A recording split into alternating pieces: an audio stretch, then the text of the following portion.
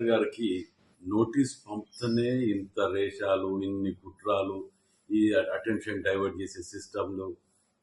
అంటే మీరు ఏది చేసినా చట్టం మిమ్మల్ని ఏం చెయ్యొద్దనా? మీరు నిజాయితీ పరులైతే నీ బిడ్డ చెప్పిన దానికి జవాబు చెప్పు.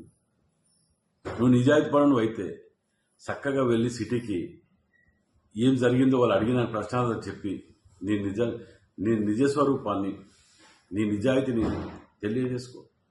అంతేగాని ఈ ర్యాలీలు, ధర్నాలు, ఈ న్యూసెన్స్ ఇవన్నీ పెట్టి ప్రజలు డైవర్ట్ చేసి సింపతి పొందటానికి మీరు చేసేది అన్ని చేస్తూనే ఉన్నారు కదా.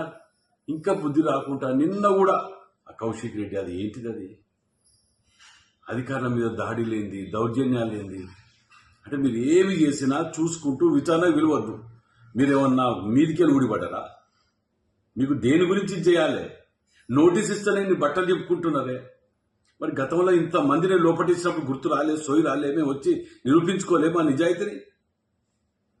అది వదిలిపెట్టి ఈ రాధాంతం ఏంది, టీవీలలో ఈ న్యూస్ ఏంటి, ఇక్కడ బయట తీసుకొచ్చి ప్రజలను తీసుకొచ్చి నిరసన తెలిపితే నీ అన్ని మాఫ్ అవుతాయా? చేసిన పాపాలన్నీ పోతాయా? అధికారులకు కూడా విజ్ఞప్తి, దయచేసి ఇలాంటి వాళ్ళని క్షమించకండి.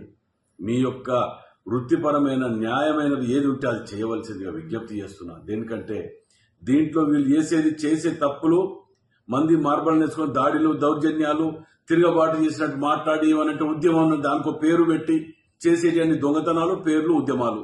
ఏమయ్యా ఇది? ఏమైనా పద్ధతేనా ఇది? వయసు పెరిగింది, 80,000 పుస్తకాలు చదివిన అంటున్నావు. ఇదేనా మీరు చేసే పని?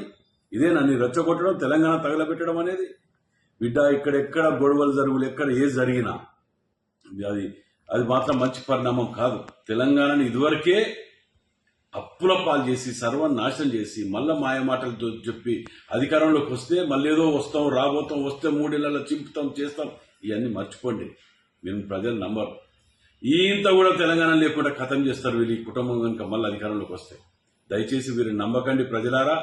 వీరు చేసిన పాపాలు అన్ని పండినాయి, అవి చివరి దశకు వచ్చినాయి. కాబట్టి ఇక ఆ దోచుకున్న డబ్బుతోటి మందబలం చూపించి ఎట్లా పడితే అట్లా మాట్లాడితే వీళ్ళు చేసిన పాపాలన్నీ పోతే అనుకుంటున్నారు. ఇలా సొంత బిడ్డ చెప్పినా బుద్ధి రావట్లేదంటే ఇంకా వీరికి ఎవరు చెప్తే బుద్ధి వస్తుందో అర్థం చేసుకోవాలని విజ్ఞప్తి చేస్తున్నారు.